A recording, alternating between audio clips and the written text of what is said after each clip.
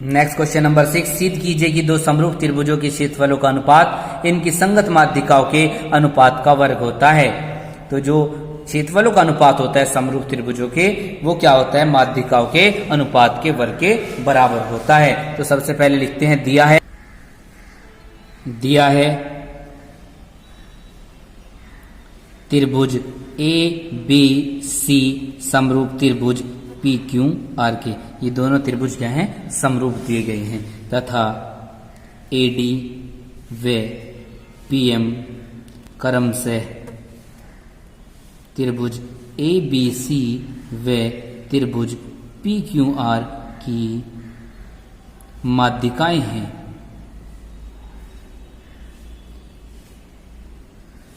A D और P M क्या है, माध्यिकाएं दी गई हैं। अब हमें सिद्ध करना है,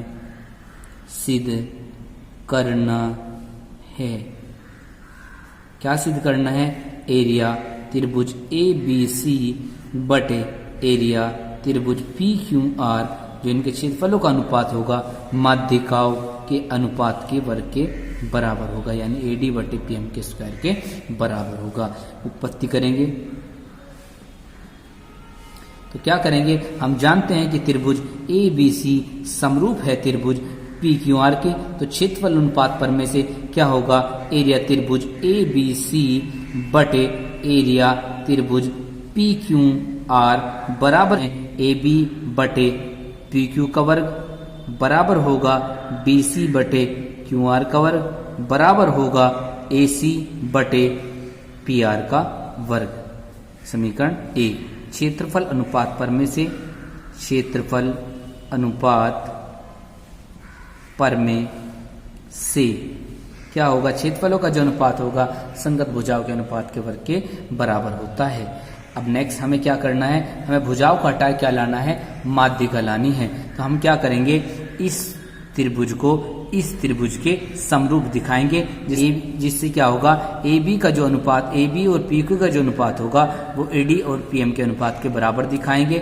उसके लिए हमें त्रिभुज ए बी डी को समरूप दिखाना होगा त्रिभुज पी क्यू एम के, और इन्हें समरूप अगर हम दिखा देते हैं तो ए बी बटा पी क्यू बराबर हो जाएगा ए डी बटे पी एम के, और यहाँ मान रख देंगे और हमारा सिद्ध हो जाएगा इस तरीके से। तो सबसे पहले हमें इन्होंने बताया है कि त्रिभुज ए बी सी समरूप है त्रिभुज पी क्यू आर के, तो सभी भुजाओं का अनुपात समान होगा, यानी ए बी बटे पी क्यू बराबर होगा बी सी बटे क्यू आर के, और बराबर होगा ए सी बटे पी आर के, तथा कोण बी किसके बराबर होगा, कोण क्यू के। लिखेंगे समरूप त्रिभुजों की संगत भुजाएं समानुपाती तथा संगत कोण बराबर होते हैं।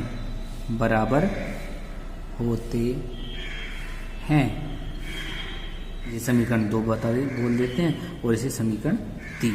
हमें तो ए डी और पी एम माध्यिकाएं दी गई हैं, तो लिखते हैं ए डी व पी एम माध्यिकाएं हैं। जो बी सी होगा वो बी डी का डबल होगा, और जो क्यू आर होगा वो क्यू एम का डबल होगा। इसी तरीके क्वेश्चन हम पिछली प्रश्नावली का लास्ट क्वेश्चन किया था, तो लिखेंगे बी सी बराबर 2 बी डी व क्यू आर बराबर 2 क्यू एम, समीकरण नंबर 4। अब इसे मान रख देंगे समीकरण 2 में, समीकरण 2 व समीकरण 4 से।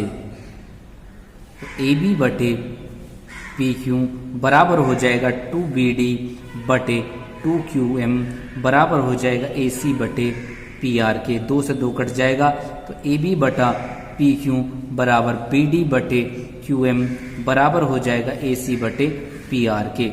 तो अब हमें त्रिभुज ए बी डी समरूप दिखाना था त्रिभुज पी क्यू एम के। तो अब इन दोनों त्रिभुजों में ए बी बटे पी क्यू बराबर दिखा दिया हमने बी डी बटे, और इन दोनों भुजाओं के बीच का कोण भी बराबर है, तो इसलिए दोनों त्रिभुज एस सी एस समरूपता के द्वारा समरूप हो जाएंगे। त्रिभुज ए बी डी व त्रिभुज पी क्यू एम में क्या लिखेंगे, कोण बी बराबर कोण क्यू के, समीकरण नंबर 3 से, समीकरण 3 से ये समीकरण 3 इससे लिख दिया हमने यहाँ। और ए बी बटे पी क्यू बराबर बी डी बटे क्यू एम, इसे समीकरण 5 बोल देंगे और यहाँ लिख देंगे समीकरण 5 से। तो क्या हुआ, एक कोण बराबर दिखा दे और दो भुजाओं का अनुपात समान है। तो साइड एंगल साइड समरूपता कसौटी से त्रिभुज ए बी डी समरूप होगा त्रिभुज पी क्यू एम के। जब ये दोनों त्रिभुज समरूप हो गए, ए बी बटा पी क्यू बराबर हो जाएगा बी डी बटे क्यू एम के और बराबर होगा ए डी बटे पी एम के। बी डी बटे पी एम का यूज हमें नहीं करना, क्योंकि हमें जो है वो दिखाना है माध्यिकाओं का अनुपात भुजाओं के अनुपात के बराबर, जिससे कि हम उसमें क्षेत्रफल में रख सकें। यहाँ लिखते हैं समरूप त्रिभुजों के समरूप त्रिभुजों की संगत भुजाएं समानुपाती होती हैं,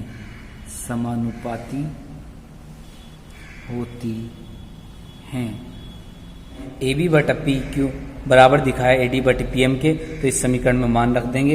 ए बी बटा पी क्यू की जगह क्या लिख देंगे, ए डी बटे पी एम लिख देंगे। एरिया त्रिभुज ए बी सी बटे एरिया त्रिभुज पी क्यू आर बराबर 1 से यूज कर रहे हैं।